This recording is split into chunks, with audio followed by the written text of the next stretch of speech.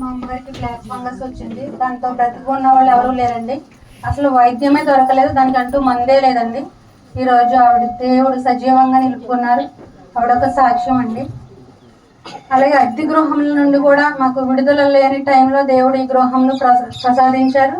అలాగే భీమవరంలో కూడా మేము కూడా అద్దె గృహంలో ఉండగా చాలా దేవుడికి మొరపెట్టాను. ఈరోజు 3 స్టేర్ బిల్డింగ్ ఇచ్చారండి అక్కడ. దేవునికి స్తోత్రము.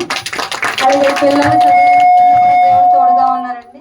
పాపకి IIITలో ఫ్రీ సీట్, అలాగే బాబుకి కూడా విష్ణు కాలేజీలో ఫ్రీ సీటే అండి. పిల్లలిద్దరు చదువులో దేవుడు తోడుగా ఉన్నారు. అలాగే ఈ రోజు కింద సంవత్సరం వాతావరణం చూస్తే మొత్తం టెంట్ అంతా ఎగిరిపోయే పరిస్థితిలో ఉందండి. ఈరోజు దేవుడు మంచి వాతావరణం ఇచ్చినందుకు ఆయనకి వందనములండి. అలాగే బాబుకి 10th అయిన తర్వాత హెల్త్ ప్రాబ్లం వచ్చిందండి. బాగా అసలు మనుషుల్లోనే లేడు. ఫాదర్ 2వ శనివారం బాలరాజు గారు ఫాదర్ ప్రేయర్ చేశారండి అక్కడ. అది నేను అక్కడ సాక్ష్యం కూడా చెప్పుకున్నాను. బాబుని చర్చిలో ముందేసి నేను ఆయనకే మొరపెట్టుకున్నాను.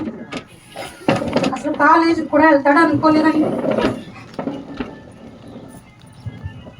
అలాంటిది మళ్ళా వారమే మళ్ళీ కాలేజ్కి వెళ్ళాడండి బాబు.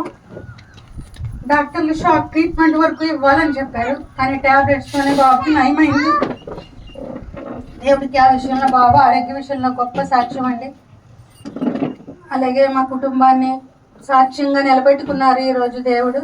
మా అక్క వైవాహిక జీవితంలో కూడా చాలా ఇబ్బందులు పడింది. మాకు మంచి బావగారిని ప్రసాదించారు ప్రభు. మంచి గృహములను, అప్పుల బాధల నుండి విడుదలను, మంచి చదువులను దేవుడు ఈరోజు ఆశీర్వదించిన కుటుంబంగా మీ ముందు నిలబడ్డామండి. ఇది ఒక గొప్ప సాక్ష్యం.